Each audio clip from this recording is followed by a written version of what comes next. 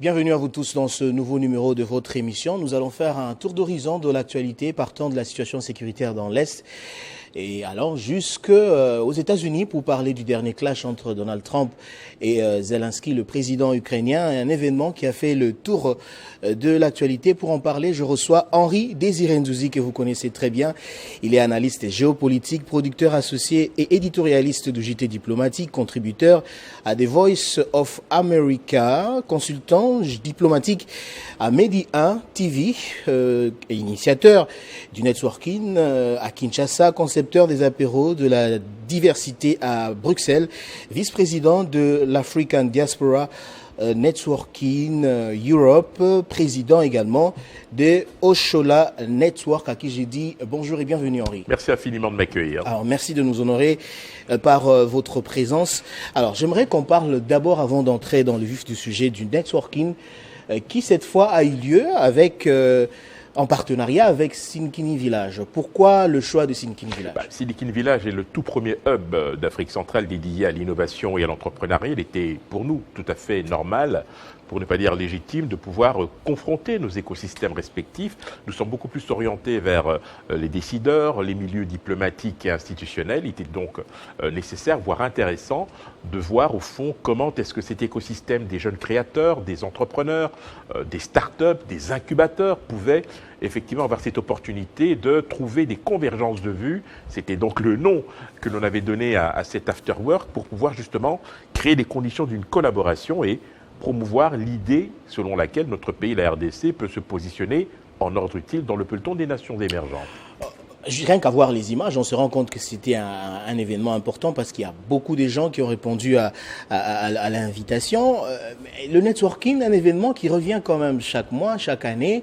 Et quel est son apport réel dans la société congolaise? Bon, d'abord, pour pouvoir aider ce pays, je pense qu'on peut le faire à la place qui est la nôtre. Nous avons fait le pari dès le départ de pouvoir mettre les gens en contact de manière à susciter à la fois des vocations, créer des convergences de vues sur une manière très simple, au fond, de contribuer au développement de ce pays. C'est l'affaire de tout le monde, finalement. Et je pense que nous avons pris notre part de responsabilité. Et c'est pour cette raison que nous sommes toujours en quête de partenaires pour toujours proposer des événements qui rassemblent le plus grand nombre, mais aussi les meilleures volontés. À quand le prochain rendez-vous? Ce sera pour le mois d'avril. Ok. Cette fois-là, ça sera en partenariat avec... Vous serez informé en temps utile. Alors, Henri, on va parler de cette altercation, un événement qui a eu lieu aux États-Unis, je pense mercredi dernier, le clash entre Donald Trump et Zelensky, des profondes divergences autour du conflit entre la Russie et l'Ukraine. Est-ce que cet événement ne montre pas l'incapacité du président Trump de pouvoir résoudre ce conflit? J'aimerais d'abord, avant que vous puissiez répondre à la question, qu'on suive la vidéo, qu'on ait une idée de ce qui s'est passé et on va revenir juste après. Tout semble bien commencer. Sourire devant les caméras, mais c'est un affrontement sans précédent qui va bientôt éclater. Devant la presse, Volodymyr Zelensky montre des photographies de prisonniers de guerre et traite Vladimir Poutine de tueur. De quelle diplomatie parlez-vous avec lui? Le vice-président américain attaque le premier. Je vous parle de la diplomatie qui va mettre fin à la destruction dans votre pays. Monsieur Zelensky, franchement, vous nous manquez de respect à venir ici à la Maison-Blanche. Vous devriez remercier le président Trump qui tente de mettre fin au conflit. Savez-vous quel problème nous avons? Le président ukrainien tente d'expliquer pourquoi il a besoin de l'aide militaire américaine. C'est alors Donald Trump qui explose. Vous n'êtes pas dans une bonne position, vous n'avez pas les cartes en main. Je ne joue pas aux cartes. Vous êtes en train de jouer. Vous pariez avec la vie des gens. Vous pariez avec la Troisième Guerre mondiale. Et ce que vous faites est irrespectueux pour ce pays. Zelensky est sans voix, il n'a plus la parole. Alors, on vient de suivre ce qui s'est passé. Est-ce que cet événement n'est pas une illustration de l'incapacité de Donald Trump de résoudre ce problème? Moi, je serais plutôt tenté de dépassionner en fait ce qui s'est passé, dans la mesure où, quand on regarde effectivement la scène, qui est totalement surréaliste, hein, on ne va pas revenir sur, je dirais, la manière dont Zelensky a été traité, mais Zelensky a aussi pris un risque. Lorsque vous allez effectivement aux États-Unis, vous ne devez jamais perdre de vue que les Américains n'ont pas d'amis, mais que des intérêts.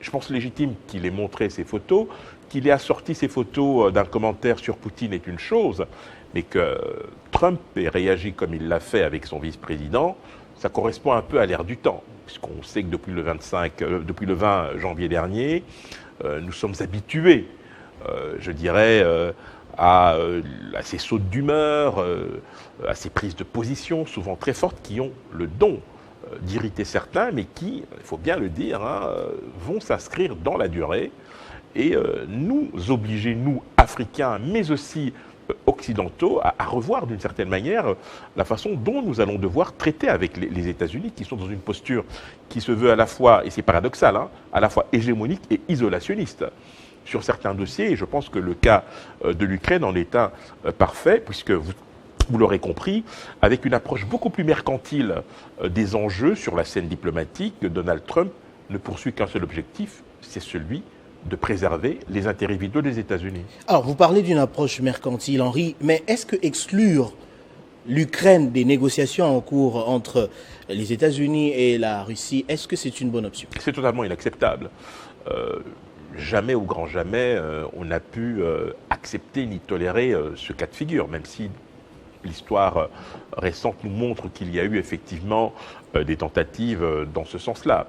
Je pense qu'il faut témoigner le respect le plus profond au peuple ukrainien. C'est un peuple martyr, au fond, qui, depuis un siècle, n'en finit pas de se battre pour sa liberté. Les États-Unis ont eu à intervenir à un moment donné dans le conflit pour pouvoir aider l'Ukraine a renforcé ses capacités opérationnelles face à la Russie. C'est d'ailleurs quelque chose qui a permis à l'Ukraine de résister. Ça fait quand même 3 ans maintenant que cette guerre dure. Le doute a changé de camp à un moment donné, de la même manière que les Européens ont eu leur part dans, je dirais, l'évolution de cette situation. Il ne faudrait pas que d'un revers de la main, tous ces efforts soient balayés, comme semble le faire Donald Trump. Alors, la pomme de discorde, il faut le rappeler, hein, lors de la dernière rencontre à la Maison-Blanche, c'était l'accord sur les minéraux. D'abord, que dit cet accord? Écoutez, Donald Trump part du principe que depuis le début du conflit, les États-Unis ont donné beaucoup d'argent à l'Ukraine. Et que donc, aujourd'hui, l'heure était venue pour les États-Unis d'avoir ce que l'on appelle un retour sur investissement. Sauf qu'il y a un problème. C'est rationnel. C'est qu'en réalité, les fonds qui ont été alloués à l'Ukraine par les États-Unis, une très grande partie de ces fonds sont restés aux États-Unis. Pourquoi? Parce qu'ils sont allés alimenter le complexe militaro-industriel qui a fourni l'armement nécessaire à l'Ukraine pour lui permettre de résister. Et donc, c'est vrai que l'Ukraine est très riche en terres rares. Et je l'ai dit tout à l'heure, l'approche mercantile de Trump l'incite à vouloir récupérer, au fond, ce qu'il considère comme étant un don. En tout cas, un investissement qui nécessite effectivement que les Américains puissent, au fond, récupérer leur mise. Ce qui est assez inhabituel quand on voit ce que les Européens ont consenti, pas dans les mêmes proportions bien évidemment, mais cela s'est fait sans condition préalable. Aujourd'hui, nous sommes dans ce cas de figure et malheureusement, il faut tenir compte, c'est très important, de la capacité de nuisance que peut avoir Donald Trump sur ce dossier en étant d'une certaine manière laxiste avec la posture que Vladimir Poutine affiche depuis maintenant 3 ans. Est-ce que le fait que Trump, parce que vous dites que les États-Unis ont beaucoup investi, est-ce que le fait que Trump réclame aussi qu'il y ait un retour, est-ce que c'est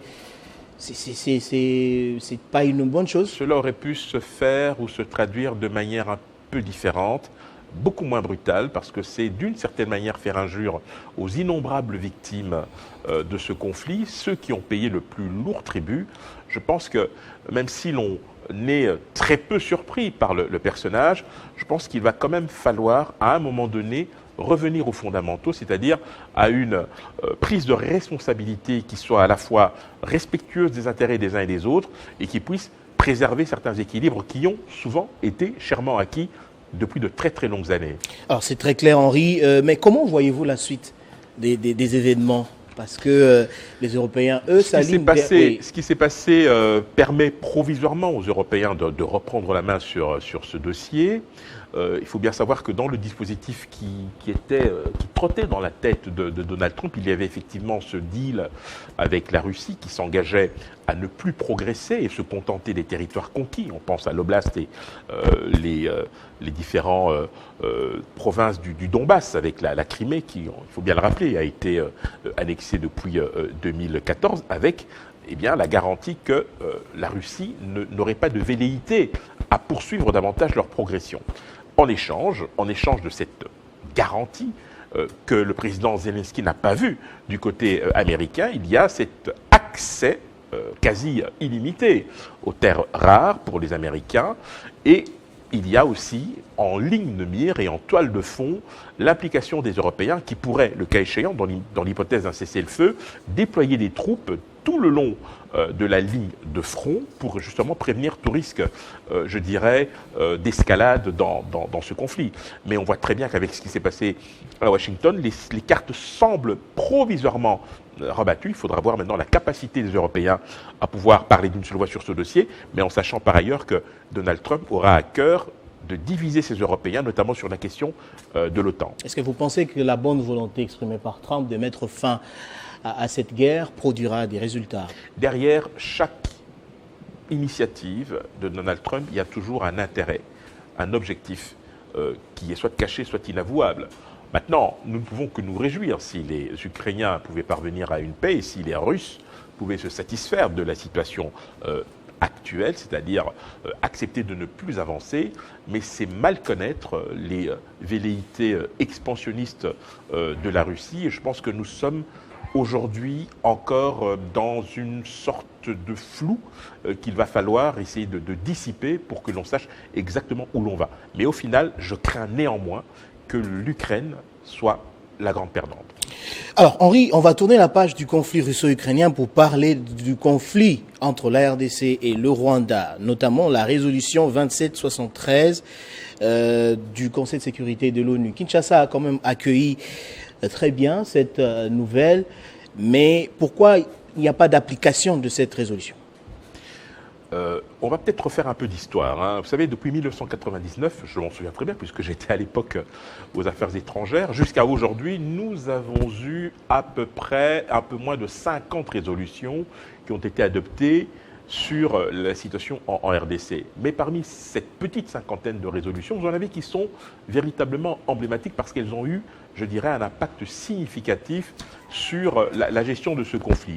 Vous avez la résolution 1234 du 9 avril 1999. C'était la première fois que l'on demandait aux belligérants de faire taire les armes et aux troupes étrangères de se retirer du territoire. Puis vous avez eu la résolution qui instituait la MONUC, la résolution 1279 du 30 novembre 1999. C'est la première fois que, on avait ce déploiement dans le cadre de ce conflit qui avait été enclenché depuis le 2 août 1998. Ensuite, vous avez eu d'autres résolutions, comme notamment la résolution 1533 qui instituait le comité de sanctions du Conseil de sécurité de l'ONU, qui devait veiller notamment à l'embargo sur les armes, la résolution 1925 qui institue la MONUSCO en 2010, et puis vous avez cette fameuse résolution 2667 qui annule l'obligation de notification pour l'achat des armes, et cette dernière résolution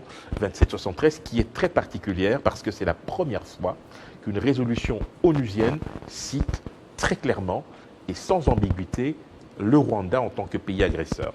Et ça, c'est une première. Une première fois. Donc ça n'a pas eu lieu en 2012. Ça ne s'est jamais fait. C'est la première fois. Et comment Kinshasa doit capitaliser ça? Kinshasa ne doit pas se contenter d'une victoire diplomatique, certes importante. Kinshasa doit poursuivre sa dynamique en allant là où il faut porter la voix et là où il faut créer les conditions d'un isolement du Rwanda. Je note d'ailleurs qu'aujourd'hui, s'il y a bien un dernier bastion qui résiste. Hein. Ça me fait penser un peu à Astérix et Obélix, ce petit village d'irréductibles Gaulois. C'est l'Union européenne, il faut bien le dire, qui est totalement incapable de condamner de manière très claire, de suspendre les accords de coopération avec notamment le Rwanda, et qui est surtout incapable, c'est vraiment dramatique, eh bien, de pouvoir annuler ni plus ni moins ce fameux mémorandum d'entente sur notamment les minerais stratégiques. Donc, par là, vous voulez dire que, parce qu'on sent quand même qu'il y a une frange de l'Union européenne qui veut aller vers des sanctions, mais il y a eu un blocage du Luxembourg. La règle à l'Union européenne, c'est l'unanimité. Si vous avez un pays, quelle que soit sa taille, quel que soit son poids démographique, qui oppose son veto, comme c'est le cas du Luxembourg, eh bien, vous revenez à la case départ. Mais c'est dramatique de voir qu'en dépit des condamnations onusiennes, en dépit de certains pays très courageux, comme le Royaume-Uni, qui ont d'ailleurs déjà dévoilé l'éventail des sanctions qu'ils pourraient prendre contre le Rwanda, en dépit de toute évidence que l'Union européenne continue à se cacher derrière la petite lorgnette, alors que la situation est très clairement définie et que la responsabilité du Rwanda est totalement documentée. Donc il faut vraiment prendre ses responsabilités à ce niveau-là. Alors, Henri, est-ce qu'on peut dire que, parce que ça ne tire plus depuis quelques jours au front, est-ce que on peut dire que c'est la conséquence de cette résolution ? Il y a deux choses à prendre en considération. D'une part, il y a la profonde aspiration de notre gouvernement à restaurer son autorité sur l'ensemble des territoires, y compris dans les zones qui sont contrôlées. Puis il y a aussi l'impératif à la fois sécuritaire et humanitaire. Sécuritaire parce qu'il ne faut pas exposer davantage la vie des civils, parce que vous avez bien vu comment se comportent le M23 et l'AFC dans ces zones-là, comme des barbares, comme des sauvages. Et je pense qu'il est important que nous puissions préserver la vie. Puis il y a un deuxième impératif humanitaire, c'est-à-dire de pouvoir créer les conditions pour pouvoir faire acheminer cette aide à ceux qui en ont le plus besoin, près de 2 millions de personnes déplacées. Vers le Burundi notamment. Il faut trouver des mécanismes qui permettent d'enrayer cette spirale infernale, mais pour le reste, je fais confiance à notre diplomatie pour trouver des voies et moyens d'y parvenir. Donc, c'est-à-dire qu'au stade actuel, il faut compter sur la diplomatie. Au stade actuel, je pense que même s'il est légitime de continuer à récupérer les territoires que nous perdons, il faut tenir compte du fait que cela ne peut se faire en exposant les vies de nos compatriotes. Alors, Henri, quel peut être le rôle des grandes puissances telles que les États-Unis actuellement dans ce conflit? Qui peuvent jouer quel rôle? Parce qu'on sent qu'ils sont un peu indifférents. Alors, indifférent, je ne sais pas, mais ce que je sais par contre, c'est que le processus d'isolement diplomatique du Rwanda est largement entamé. Nous n'avons jamais été dans ce cas de figure, dans cette configuration. Il faut bien le dire. Aujourd'hui, lorsque vous écoutez les communiqués qui nous viennent de Kigali, on voit bien qu'il y a une forme d'affolement. C'est la panique à bord. Parce que les alliés traditionnels ont compris qu'ils ne pouvaient pas continuer à soutenir impunément le Rwanda. Les États-Unis ont pris leur distance, ils ont condamné formellement, ils ont cité nommément l'agresseur. Je ne vous parle même pas du Royaume-Uni, je viens de vous citer deux alliés traditionnels. La position de la France évolue, je note que c'est elle qui a porté notamment ce projet de résolution, c'est une très bonne chose.